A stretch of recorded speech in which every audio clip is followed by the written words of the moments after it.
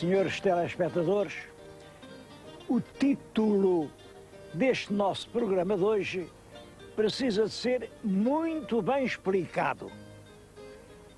Viagem no Basófias. Mas que quer dizer Basófias?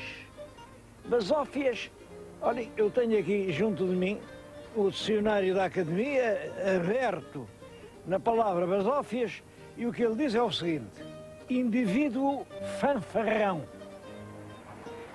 guisado feito com sobras de comida, presunção sem fundamento, vaidade de quem se quer vangloriar, fanfarronice. Um indivíduo cheio de basófia. Lá basófia tem ele, mas as obras não se veem. A exteriorização exagerada e nem sempre fundamentada de valor pessoal. Ostentação, prosápia, vaidade. Ganhou mundos e fundos e vai saber, era só basófia. Devo dizer que este sentido não tem nada a ver, nada, com a palavra basófias, porque aqui basófias é apenas o nome de um navio. Corre aqui embaixo o Rio Mondego, está lá atracado ao fundo um navio, o Basófias, e nós vamos até lá. E lá é que vamos explicar que diabo de ideia foi essa de pôr ao navio o nome de Basófias.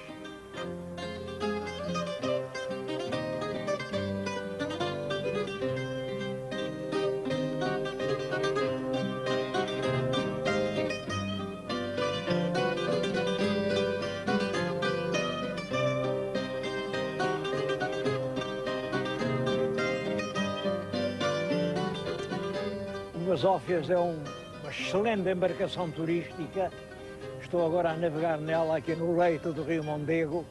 Tem já 14 anos e muita gente tem feito aqui o passeio. O ano passado navegaram aqui 22 mil pessoas, porque realmente isto é uma maneira agradável de ver a cidade do lado do rio.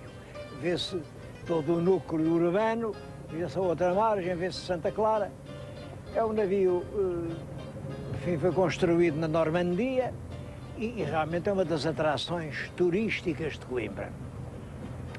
Agora, volto a perguntar, que raio de ideia foi essa de lhe chamarem Basófias?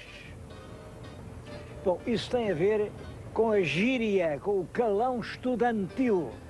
Este rio em que agora navegamos e que tem estas águas calmas, estamos a navegar em janeiro. Este rio não era assim. Isto era um rio turbulento, um rio que no inverno alagava estes campos todos, porque derretiam-se as neves da Serra de Estrela e da Serra da Lausanne, e eram milhões de metros cúbicos de água que faziam tudo isto aqui. Depois vinha o verão, ficava um riozito assim pequeno e tal, um leito de areia, portanto, era a essas explosões de violência que os estudantes chamavam as Basófias do Mondego. E daí, durante muito tempo, chamarem ao Mondego o Basófias. Basófias por causa realmente dessa irregularidade. Devo dizer que isso está hoje completamente ultrapassado. Para aquele lado fizeram a barragem da Aguieira, que retém as águas, para além fica a ponte açude, e isso permite que haja aqui uma espécie de grande lago de águas profundas e tranquilas diante da cidade de Coimbra. Portanto, hoje o Mondego já não tem basófias. Mas repare, de facto, as palavras sobrevivem durante muito tempo, depois de acabarem as coisas a que se referiam. Inúmeras palavras, então nós hoje, por exemplo, dizemos Terreiro do Paço, não há lá passo nenhum. Olhem, aqui em Coimbra chama-se lente ao professor. O professor não é lente nenhum, não lê. O professor explica, expõe verbalmente as suas lições. Hoje, realmente, uma aula já não se baseia na leitura.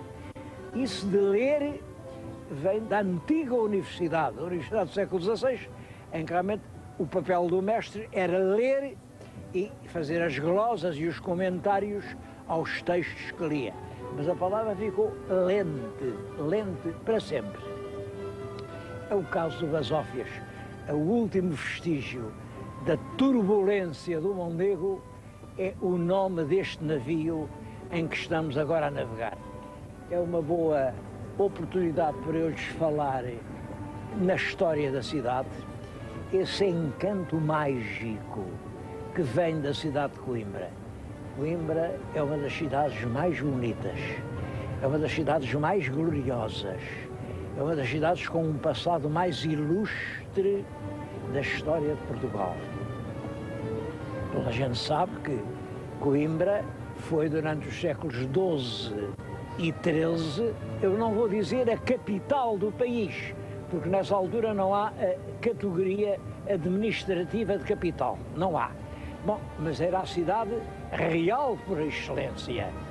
Aquele edifício, por trás vê-se a torre da universidade, aquilo era a Alcáçova e era ali o Palácio Real. Naquele palácio, é claro, com muitas modificações que o tempo foi introduzindo, mas naquele palácio viveram Dom Afonso Henriques, Dom Sancho I, Dom Afonso II, Dom Sancho II, depois o Dom Afonso III, por razões não muito claras, preferiu viver lá embaixo em Lisboa. E o filho dele, o Dom Dinis, é o primeiro rei nascido em Lisboa. De facto, era aqui que os reis estavam a maior parte do seu tempo. E devo-lhes dizer que essa ideia da capital do reino estar em Coimbra era uma ideia acertada.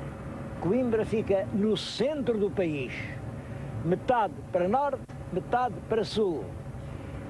A ideia de voltar a pôr a capital em Coimbra só podia ter vantagens para todos nós. Lisboa foi realmente a capital indiscutível no tempo do Império, porque era a partir do Porto de Lisboa que se fazia a ligação com as províncias do ultramar, mas isso hoje deixou de ter sentido. Hoje a capital tem que estar no centro e não há vantagem nenhuma em que esteja numa cidade com 1 milhão de habitantes ou perto de 1 milhão de habitantes. As capitais querem-se em locais serenos, em locais onde toda a gente se conheça, em locais de acesso fácil, e julgo que é um projeto que pode parecer insensato, mas restituir aqui à cidade da Rainha Santa, à cidade de Pedro e Inês, o estatuto de capital deste pequeno país, isso viria a resolver muitos problemas. Mas não é de futuro que eu quero falar, eu quero falar essencialmente da história de Coimbra.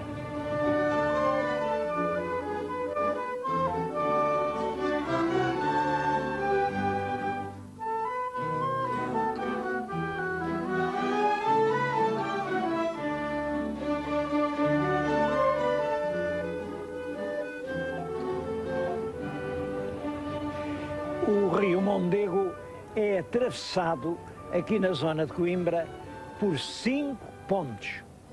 A primeira é esta, começaram por chamar Ponte Europa. A primeira, vindo no sentido de quem desce o rio. Ponte Europa foi inaugurada, creio que 2001 ou 2002, e deram-lhe o nome de Ponte Europa, que era um bonito nome. Hoje mudaram-lhe o nome e chamam-lhe Ponte da Rainha Santa Isabel.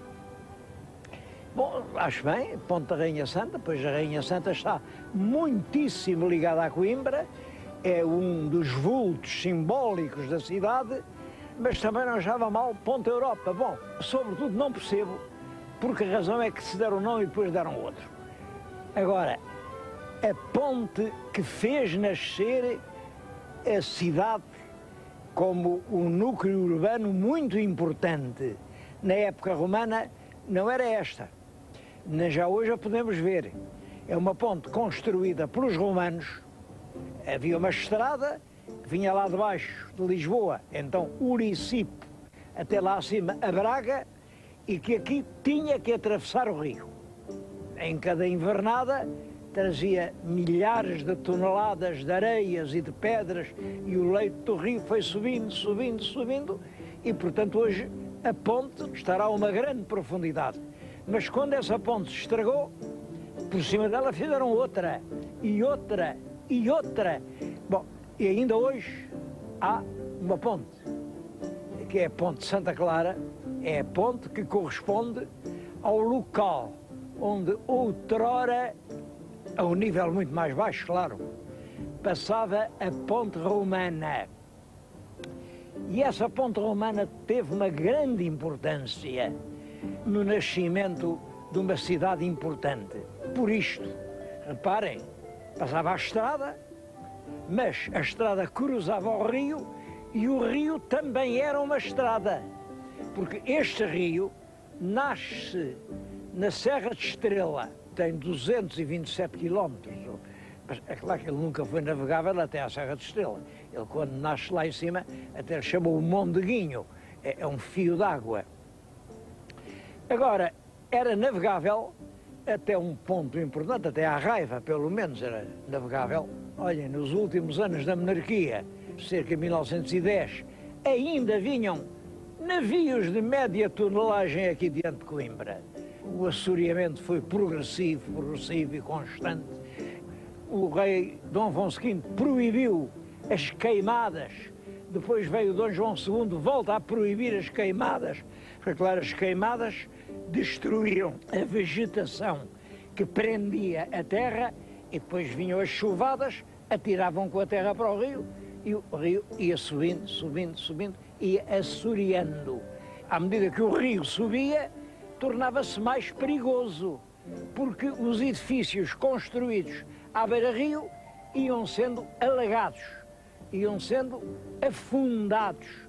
Vários mosteiros que aí havia acabaram por desaparecer completamente.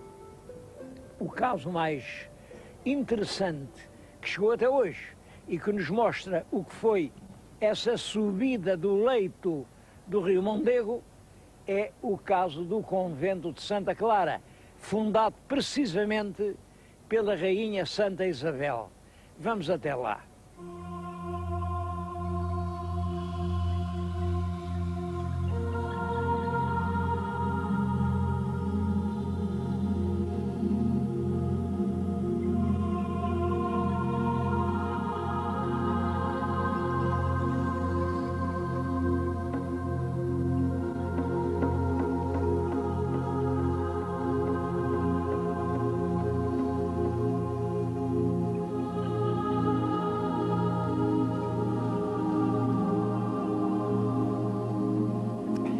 Estamos a ver a igreja do mosteiro Santa Clara. A construção é entre 1316 e 1330. O que é importante é notar isto. Eles chamam esta obra obras de valorização do mosteiro de Santa Clara. É um título muito modesto, porque o mosteiro estava afundado. Eu vim aqui várias vezes, a água passava por cima do pórtico. Isto estava inteiramente afundado. Bom, a obra gigantesca conseguiu secar realmente tudo o que estava coberto de águas. Ali era a igreja, o mosteiro era aqui, apareceu a cozinha, a sala do capítulo, os refeitórios. Quer dizer, estamos a pôr outra vez a claro o mosteiro que tinha desaparecido há séculos. Isto é das obras mais importantes da arqueologia portuguesa nos últimos séculos. E acho que nós fazemos tanto reclame, às vezes, de coisas que nem aconteceram, que desta obra notabilíssima não se tem dado realmente o relevo que era justo. Mas eu trouxe-os aqui foi para verem até que ponto subiu o nível das águas do rio.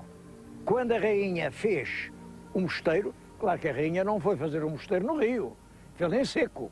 Quando a rainha fez o mosteiro, o rio estava abaixo do nível de baixo daquela porta. Passados 700 anos, o rio já estava acima do nível superior da porta. É claro, isso não aconteceu só aqui, isso aconteceu em toda a região limítrofe do rio, foram destruídas casas, foram destruídos mosteiros. Coimbra mudou de silhueta com essa subida do nível das águas do Mondego. Em Coimbra há muito mais coisas para contar do que o Mondego. Coimbra é, de facto, a capital da cultura em Portugal e eu queria ir até à universidade para lhes falar nisso.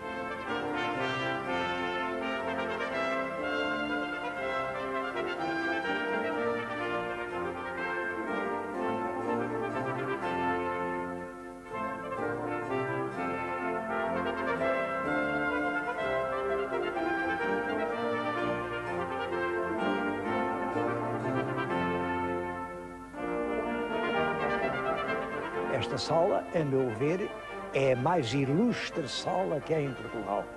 Ela foi paço dos reis da primeira dinastia. Foi aqui que se reuniram as cortes, que aclamaram rei, el rei Dom João I, primeiro rei da dinastia Davis. É o lugar mais ilustre de toda a nossa história. Costuma dizer-se que a universidade em Portugal foi criada pelo rei Dom Dinis, dizem uns, em 1288, dizem outros, em 1290. Porquê essa diferença de 2 anos? É que em 88 o rei escreveu ao Papa a pedir licença para gastar no estudo geral as rendas de alguns grandes conventos, como de Alcobaça, Santa Cruz de Coimbra, etc. E 2 anos depois, o Papa disse, está bem, está autorizado, mas não funciona lá a teologia. A teologia era então considerada a mais importante das faculdades. Mas lá o Papa desconfiava um bocado de cada teologia dos portugueses. Isto era um país cá muito longe. Bom, eu não sei se foi 88, se foi 90, porque até pode ter sido antes. É preciso ter em conta que desde 1245, quem governava Portugal era o rei Dom Afonso III, que veio de Paris. Ele era primo do rei São Luís. Em Paris havia uma gloriosa universidade e toda a gente sabia que não podia haver progresso sem universidade. E custa muito a crer que Dom Afonso III não tivesse criado algum estudo geral. Agora, a verdade é que Dom Afonso III andou sempre excomungado pelo Papa. O Papa nunca autorizaria Dom Afonso III a ter aqui estudos superiores e sem ordem do Papa não podia haver estudos superiores. Portanto, é muito possível que funcionassem estudos que só foram reconhecidos pelo Papa quando o rei Dom Dinis, com a concordata dos 40 artigos, fez as pazes com Roma e regularizou as relações da coroa portuguesa com a Santa Sé. Seja como for, o estudo geral funda-se em Lisboa, mas está lá só 18 anos, depois volta para Coimbra. Está aqui em Coimbra 30 anos, mas não sei porquê volta para Lisboa, lá em Lisboa fazia falta, mas lá os lisboetas voltaram a zangar-se, porque havia a questão dos estudantes, eram solteiros, e das raparigas, e os estudantes não deixavam em paz as filhas dos honestos burgueses, e portanto volta para Coimbra, e está aqui 23 anos, mas lá está uma cidade, o rei, não havia, volta para Lisboa, está lá 160 anos, até que em 1537 o rei Dom João III, e agora já por outra razão, 1537, reparem, em 36 vem a bula da Inquisição. Está uma altura em que o rei está muito interessado em que as ideias heréticas do Lutero, as ideias que estavam a dilacerar a cristandade, estavam a pôr as igrejas do norte da Europa em revolta contra a autoridade romana, o rei está preocupado e não quer que isso atinja as nossas escolas. Então, tira a Universidade de Lisboa, cidade portuária, cidade onde vêm navios da Flandres, vêm navios da Alemanha, vêm navios da Inglaterra, vêm navios cheios de tipos que dizem coisas horrorosas aos olhos da Inquisição, e põe a Universidade aqui, com a ideia de fazer também uma universidade nova, e realmente a universidade fazem-se os colégios, aquela rua da ciência, enfim, mas o rei dá o seu palácio real, que é este em que lhes estou a falar, para a sede da universidade. Dom João III zangou-se com os frades de Santa Cruz de Coimbra, porque a universidade devia ser lá embaixo de Santa Cruz, e quando se zangou, deu o próprio palácio para a universidade. Portanto, a universidade teve como casa o Paço Real português. Isso mostra a importância que os reis deram à universidade. E desde então, a universidade funcionou aqui. A verdade é que a universidade funda-se ao mesmo tempo que a Inquisição. E a Inquisição é um travão constante ao deflagrar das ideias novas. A Inquisição exige uma ortodoxia rigorosa. Isso explica que os grandes nomes da Universidade Portuguesa, no fundo, é o Pedro Nunes. O próprio Garcia de Horta também é um grande nome, mas, olha, queimaram-lhe os ossos já depois de ele ter morrido. E há uma nova tentativa de fazer uma grande universidade com o Marquês de Pombal. Pombal, em 1772, faz uma reforma, vem aqui com um esquadrão de cavalaria, faz uma grande reforma e faz uma universidade como deve ser. O Vernet, no verdadeiro método de estudar, dizia que devia ser uma verdadeira universidade. E ainda hoje muita gente acredita que essa reforma foi formidável. Nas intenções era, mas não se esqueçam disto. A reforma é de 72. Ora, o Pombal saiu do governo em 77, teve 5 anos.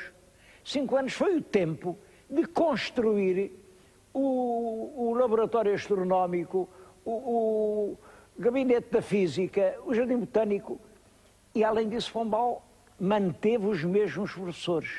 Foi vinho novo em odres velhos. Pombal cai em 77, 12 anos depois.